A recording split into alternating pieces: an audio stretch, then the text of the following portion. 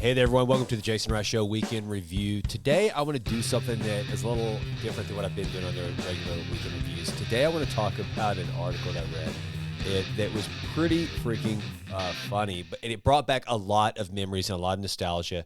And so I knew that you'd probably enjoy this because if you're like me, you long for a simpler time. Have you guys heard that right now, the most popular songs on Spotify, most of them are from the 80s and the 90s. In fact, I think Billie Jean by Michael Jackson just reached number one on Spotify's downloads here recently, like within the last couple of weeks.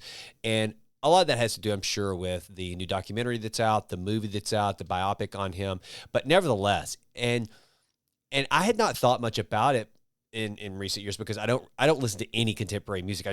First of all, who listens to radio stations anymore unless you happen to listen to talk radio? And I don't do that. I listen to podcasts instead.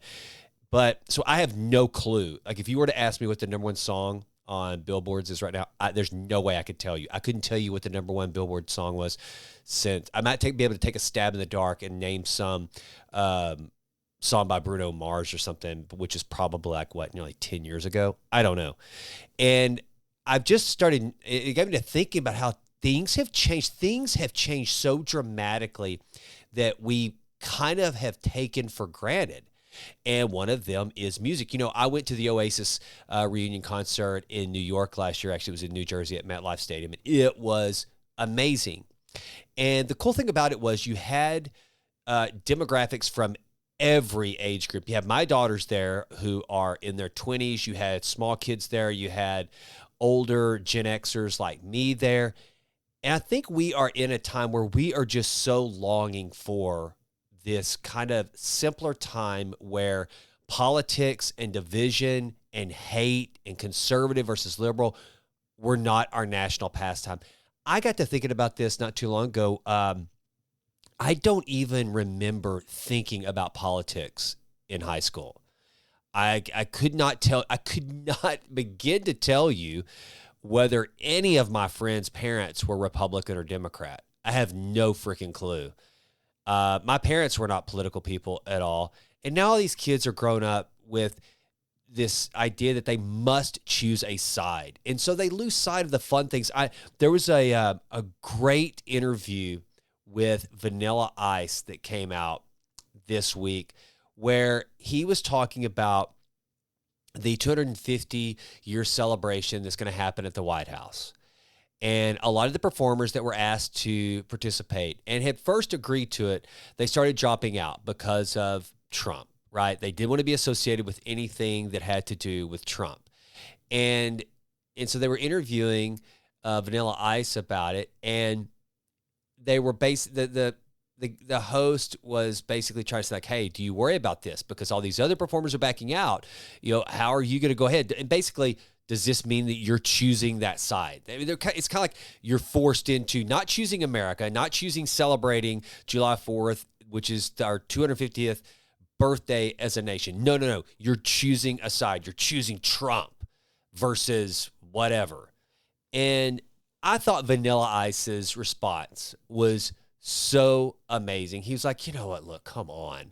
He said, why can't we just go back to the 90s where with all the neon clothes, people having a good time, listening to music, going out, having parties, going to the beach, just enjoying themselves. He said right now, I guess he's on tour with some of the other artists from that decade. And he's like, you know, we're out, we're just having fun. It was a time when nobody talked about politics. And he said that. He goes, I'm not political. I don't care about politics. I just want to have a good time. I want to enjoy life. And he said something that was probably more profound than he even realized.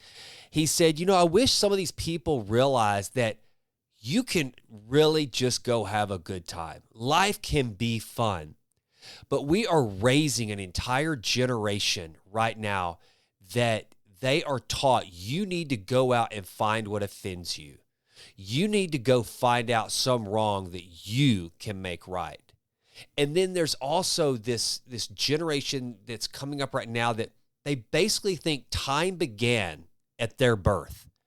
They have no concept of history and they don't care. And even the best ones, I mean, I've had some that work for me that they have no respect, no interest, no concern whatsoever for anything that happened before, not even before they were born, before they became conscious of the world around them. It's like if 13 years old is when they started noticing music, culture, anything, that's it. That's where their life, their history, and everything begins. Anything before that, they could have done better had they been there, and they would have done it better because they were more righteous. They understood better. It's kind of baffling. And so I think it's a shame that we're now in this time where, like, as it relates back to music, that there are no singer-songwriters anymore. They don't exist. Noel Gallagher, there is no Noel Gallagher out there writing music and playing. The closest that we have, I guess, that's of any status at all is Taylor Swift. Pardon me when I clear my throat. I think I just kind of threw up in it a little bit. I think that's about all we've got. Taylor friggin' Swift might be the only singer-songwriter of any prominence right now. But there's certainly not a band out there, a rock band out there that I can think of where you've got 3 or 4 guys all just coming up through trashy clubs out in LA and San Francisco, trying to make their way, all piled into crappy apartments like Metallica and those guys did back in the day, loading up a van, playing tiny little gigs, hoping to get discovered. I don't know that exists. And so everybody's just, my daughters, they pretty much don't listen to any modern music. Rylan told me when she was in college at Alabama, she said anytime there was a concert with like Def Leppard, she went to see Steve Miller, Poison, any of the old like 80s or 90s rock bands, she was there. She wanted to see them because she's like, I wanted to see them before they stopped performing. I wanted to have that opportunity, and I wish so bad that I could have been a part of that. She said, I just wish that I had gotten to live through a simpler time. And I tell her, I said, yeah, I wish you could have too, because it was as good as it seemed. It really was. It was as good as it seemed. Yeah, we had problems, but by comparison today, everyone wasn't just so hypersensitive about every freaking thing. And so to that end, today I want to talk about this thing that this article I found in BuzzFeed that is titled "Height of Luxury in the 80s. Older adults are recalling the things that were considered luxuries when they were younger." I think this is such a good list because it took me back. And some of you listening that are around my age in your 40s or 50s, you're going to remember these things. And I can tell you just from being a father that's gone through it, and when my girls missed so many of the things that you and we thought were just like the height of luxury, of experience. I mean, like a special occasion. It's just kind of everyday life for the modern American. And the thing, and I also want you to think about the fact that these things are now just kind of everyday and taken for granted shows you just how freaking good we have it. We really do, folks. It's an amazing time to be alive. We will never reach utopia. It does not exist. It will never exist this side of heaven. But I got to tell you, we've got it pretty freaking good, because listen to some of the things that when I was a boy that we thought were like big time luxuries and great experiences. First, eating out at a restaurant. Kids, that used to be a special occasion reserved for birthdays, reserved for mom and dad's anniversary. Eating out at a restaurant used to be a huge deal. In fact, I remember when, and you guys think about this, those restaurants that still exist today, like Olive Garden, yeah, Outback Steakhouse, and if you can find one, I think they're all finally gone now, but Red Lobster in my house, that was big time, baby. If I could go and eat shrimp scampi and cheese biscuits at Red Lobster, something good must have happened, because that was hitting the big time. Just getting to go out and eat at a restaurant was like a really special occasion. Speaking of, and I think this might be listed, so I might be jumping a little bit ahead, but I remember, kids, another thing that we used to do back in my day, I remember my older brother, his birthday being held at McDonald's. But wait, it doesn't stop there. Craig's birthday wasn't just at McDonald's. It was at a McDonald's in Paris, Texas. Now, Jason, you grew up in Sulphur Springs. Why would you travel all the way to Paris, Texas, to a McDonald's to have your brother's birthday. That's because we didn't even have a McDonald's. We didn't even have McDonald's in Sulphur Springs. We didn't have a Burger King. We didn't have a Walmart. I remember when we didn't have a Burger King, a McDonald's, or a Walmart. And so special was getting to go to McDonald's that's where my big brother had his birthday, and all of his friends, my mom loaded all of his friends up, and we went to Paris, Texas for Craig's birthday. Let's see. Oh, clothes that weren't hand-me-downs. I mean, now this one, I didn't really have to wear a lot of hand-me-downs, and here's the reason why. So my brother Craig is actually my stepbrother, and he's 3 years older than me.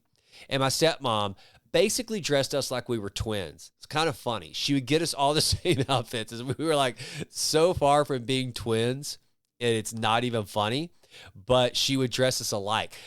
Except, okay, I got to tell you a story that happened whenever we were younger. I don't remember how old we were. We were really young.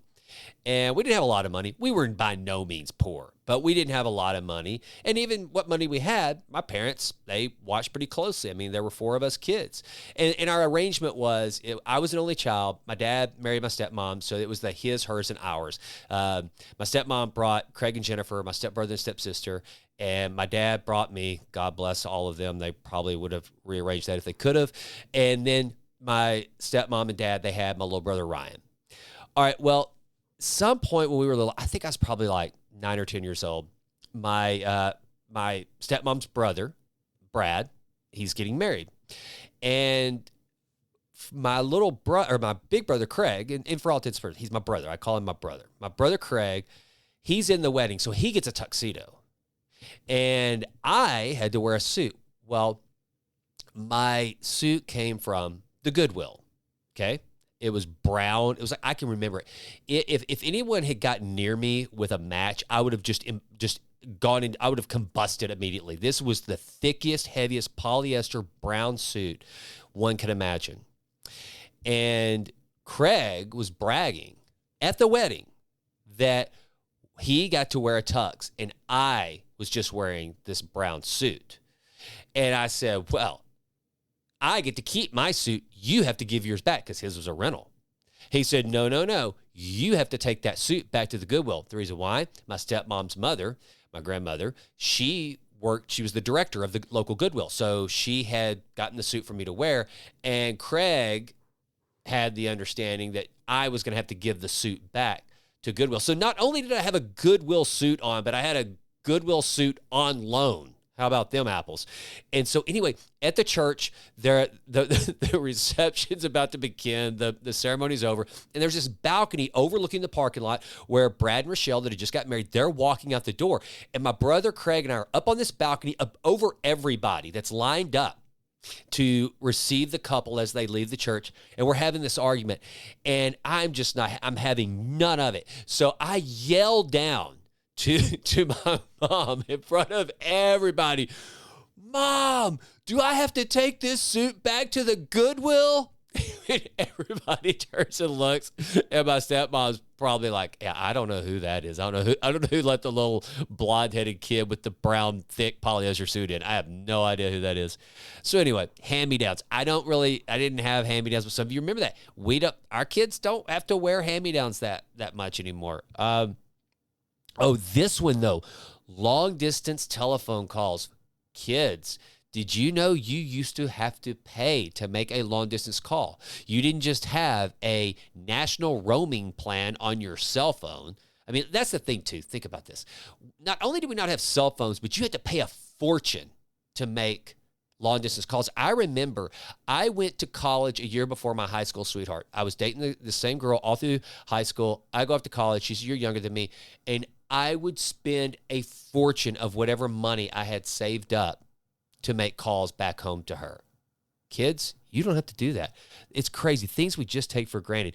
Color TV, holy cow. I had this crappy little, I think it was like a 13-inch black and white television in my room as a little kid. And so that's something, I mean, now could you even fathom watching TV in black and white? Our kids, my children, never experienced that. they did experience some of the cool things like VHS. My kids do remember having to be kind and rewind. They did we had some VHS, and they had DVDs and Blu-ray, obviously, but I don't think they've ever watched a black and white TV. What's some other things that, let's see here. Oh, this is one that's listed. Mom used to dole out orange juice like it was 24-year-old scotch. It was always in a tiny little glass, and that was all we got. Yeah, I remember that. Orange juice used to be kind of like a premium. I mean, and it was never like, you never had a big old glass of OJ. All right, here's a good one. Staying in a hotel or motel. It never happened. Even on long car trips out west, we camped every night and had picnics for every meal. Okay, we didn't do that. That's what this writer writes. We didn't do that, but here's what we would do. We would stay at motels, but also what we did, we would load up the station wagon, our own version of the family truckster. And one of the trips that we did a couple summers was to Colorado, and we would load up the station wagon, a big cooler full of Czech Cola, which was Kroger's brand of soda. So it was the store brand. It was the cheap stuff. Sandwiches, chips, we would load it up, and we would stop at roadside parks to eat sandwiches. And then we would usually, well, actually, my dad, anytime we drove to Colorado for either the summers or a couple times we went skiing, he would stop at this 7-Eleven in Amarillo, and we would all sack out in the parking lot. But I know at some point we would stay at a motel every once in a while, and it was like one of the old school, like Karate Kid motels. And I remember one time my brother and I, we were out swimming, and this place was such that the diving board, yeah, it just broke off into the pool, scared the hell out of us. We thought we broke it, we were going to be in trouble. But it was also the times that I remember my dad getting into the motel pool with us and throwing us. We still have some pictures of that and stuff. And I mean, these were like Motel 6s and that sort of thing, but that's just what we expected, nothing different. And let me tell you something, the roadside parks and the Czech Colas and the sandwiches, to this day, we talk about that. The thought of staying in like a Hilton, a Hyatt, or something like, my daughters grew up, let me just put it this way. My daughters never stayed in a hotel where you parked out in front of your hotel door or motel door. They did not stay in anything like that, and I think it's kind of a shame. I think that would have done them good, and because we had a blast. Okay, there's a couple of things too I remember about this. I don't know if you guys can relate to this. I remember the first time my brother and we went into a motel and it had the vibrating bed, just like on Vacation. Whenever Chevy Chase and Beverly D'Angelo, they're laying on the bed and he puts the quarter in and the bed shakes. My brother and I found one of those one time. We thought it was so cool. Here's another thing about traveling with the Wright family. So growing up in Sulphur Springs, we had TCA cable, and TCA cable in lots of small towns throughout the South would not air MTV or Fox or others, the big one being MTV. And so when we went to a motel, we were traveling, my brother and I got to watch MTV, and we thought that was so cool. So, and also just another side note, because we didn't have MTV, do you guys remember TBS used to have night tracks? So my brother and I, we would go out like to the skating rink, get home late at night, and go into the living room and watch TBS night tracks. We could actually watch music videos because we couldn't watch MTV. Speaking of music videos, my wife and I did go to see, Jim and I went to see the new Michael Jackson movie. And I don't know why she wanted to see that, but she decided she wanted to go see it. And it was pretty entertaining. Not because either of us are big, giant Michael Jackson fans, just, it was a reason to go to the movies. And so we went, and I had forgotten what a big deal the video Thriller was. And I told Jillian this, like when that came out at the skating rink, Skate Magic, Sulphur Springs, Texas, circa 1980, what was that? 1986, maybe something like that. We all gathered around. They lowered the big screen and everybody stopped skating, sat down because, and I think it might've been on TBS, they were airing Thriller for the first time. And I remember seeing that, what was basically a short film, not just a music video, and thinking, holy cow. So things like that don't exist anymore. Moments like watching Thriller for the first time and everybody at the skating rink, it just doesn't exist for people anymore. Here, let's see. Oh, flights anywhere. The writer says, I went on 3 plane trips as a kid/teen. Everything else was on a road trip, including the half cross country drive for my siblings' boot camp graduation until I was a teen. Having more than one car for a family was a luxury. My parents carpooled even though they didn't work near each other. I was born in the 70s. Okay, I was born in 75, and I can relate to this. My first flight was when I was like 10, 11 to Disney World. But other than that, we drove everywhere. In fact, this is another great Wright story. So one year we decide that we're going to go to Dollywood. Okay. No. Opryland, USA. Opryland, USA. We're going to Nashville and we're going to go to Opryland, USA. And back then, my mom, she would just plan these trips. I asked her one time, I never thought about it until I was much older. I said, how would you plan these trips? And she said what she would do, she would call up local tourism offices, chambers of commerce. She would get them to send brochures and would just do research. There was no internet. There was nothing else she could do. So she would just do the research and she would find things for us to do on the places where we would drive to. And this year we were going to Opryland, USA. So we load up the Ford Astro or Aerostar. I think it was a Ford Aerostar minivan. I can't remember what it was called. I had a track meet on that Friday. We went to the track meet, then loaded up from the track meet and hit the road. And here we go, Opryland, USA, Nashville, Tennessee. Here we come.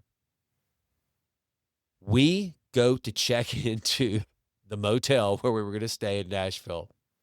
And it's at that point my mom is told that Opryland, USA is closed for the week and we can't go. It's closed for maintenance or something. It was a real life version of vacation. I kid you not. I'm not telling you guys a story. It really happened. You can ask Deborah Wright yourself. And she was so pissed. She let the person at the motel have it down. When I made these reservations, I said this is why we were coming. Could you not say anything? So we ended up loading up the minivan and going over to Georgia to the Stone Mountain Inn, Stone Mountain National Park, and then staying at the Stone Mountain Inn. And it was great. I remember that they had batting cages there, and it was right before my summer baseball season was about to start. And I stayed in the batting cages the entire time. Came back, first game of the season, crushed 2 home runs. So that's how we did it back in the day, man. And my kids, we took some road trips, but nothing like that. Nothing like loading up a cooler of food. And I remember that trip I guess these had gotten a little better at that point because I remember on that tour of the South, we stopped at a lot of Shoney's. I ate a lot of French toast sticks at Shoney's. My dad, he loved Shoney's. And so we went to a lot of Shoney's on that trip. But a lot of it too was just packing food and hitting the road. Wall-to-wall carpeting, that used to be a big luxury. If you had wall-to-wall carpeting, you were in there. Butter.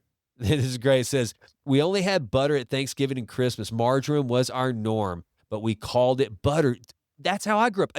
Margarine was all we had was margarine. The only time we had real butter, that was kind of like a mamaw thing. Going to my mamaws or my great-grandmother's mall, and it was Christmas or Thanksgiving or something, they would have the good stuff, real butter, real in the mashed potatoes, all that.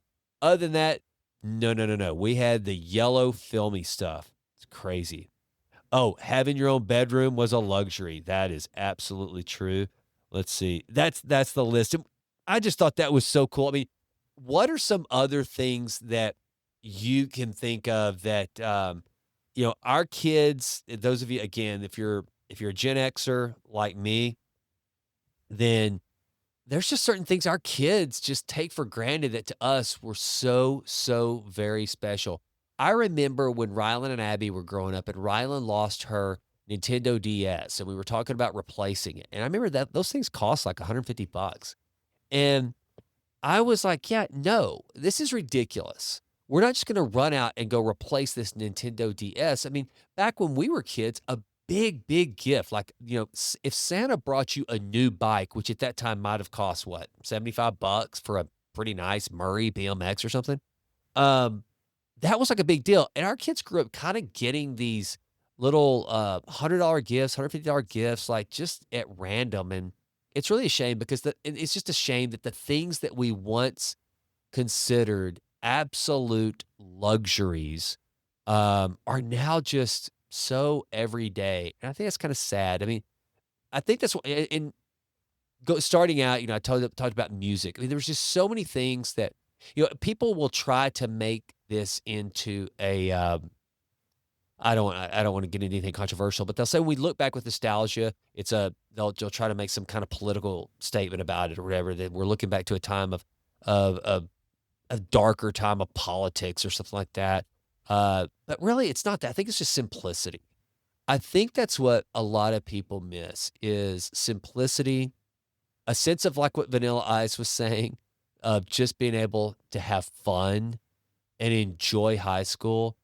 I remember my brother and I riding up and down Gilmer Drive in Sulphur Springs when Sweet Child of Mine had just come out. I mean, imagine that. Think back on that when you heard that amazing Slash riff for the very first time coming through those Kenwood speakers as you cruise down through wherever you are. For us, cruising through Sulphur Springs in my brother's short wheelbase, dark black, it was called Black Label Chevy, with glass pipes on it, pipes rumbling, red velour seats, windows tinted so dark it looked like he might have been a mafia gangster, with Sweet Child of Mine just, I mean, pumping through those Kenwood speakers. Those are the days, man. And I think, I think about those road trips that we took with my parents where there was nothing flash. I mean, my parents were operating on such a budget, but you know what the cool thing about it is? I think we as parents, we forget about this a lot, is that we think that going low budget is going to somehow, I don't know, like our children are going to think less of it, maybe think less of us or whatever. But I tell you what, it never crossed my mind that my parents were operating on a budget. Whether we were millionaires or nothing heirs, couldn't tell. All I know is we had an absolute blast. There's a movie called The Way Back with Steve Carell. Good movie. Sam Rockwell's in it. Highly recommend it. And in that movie, Steve Carell, he has this old station wagon, and it was one of those. And in the way back was in reference to the kid when they would travel in this car. He sat in the way back in the bench seat that faced backwards. If you guys remember, there used to be those station wagons where there was a bench seat in the very back that would face behind the car, so you'd be looking out behind you. Man, my brother and I can remember we must have sat in the way back for thousands of miles growing up. And I don't think a first class flight on United Emirates would ever be able to provide the unbelievable memories that old station wagon provided us. It was really, really amazing. And anyway, so in this weekend review, it's summertime, getting started. Kids are just now getting out of school. I thought this would be kind of a cool thing to talk about and hopefully take you down your own memory lane with your childhood growing up. And those of you who are younger that listen to the show, ask your parents about those times and watch their faces light up as they talk about back then it was the low budget trips, the hanging out at Pizza Inn and in the arcade with your friends on a Friday night, going to skating rinks on a Friday night, listening to great music. I remember listening to the Beastie Boys for the first time when I was like in the 4th grade, and my buddy John Gowen and I staying up all night in his room thinking we were going to be rappers. I mean, we really did. We thought The Beastie Boys could do it. Those white boys from New York could do it. Well, these white boys from Sulphur Springs, we could be rappers too. And we must have listened to Paul Revere a million times that one weekend. I still remember Craig, my brother, and I getting our first Def Leppard album, Pyromania, and putting it on in our room and listening to Foolin' for the first time. I remember the summer before my freshman year at Shane Mize's house, just out swimming with Damon Wilkes, Ben Enlow, and Shane Mize, swimming hours and hours and hours, listening to Def Leppard's Hysteria album over and over and over. And when we weren't in the swimming pool, we were in Shane's house trading baseball cards. And it was just I don't know, man. It was a great time. And I miss those days. And, Rylan, again, my oldest daughter, she says all the time she wishes so bad that she could have lived in that time. It just seemed like things were so much simpler and not as stressful. And all I can tell her is, yep, it objectively was. And I miss it too. I think we were peak America around 1990. I think that was peak America. So anyway, hope you've had a great week. Have a great weekend. Thanks for listening. I would love, if you watch this on the YouTube channel, I would love to hear your comments about some childhood memories, some great stories of those things now that we take for granted that you consider luxuries back then. I think this would be excuse me. I think this would be a fun one for us to all riff on for a while. So anyway, thanks for listening. I'm Jason. I'm out.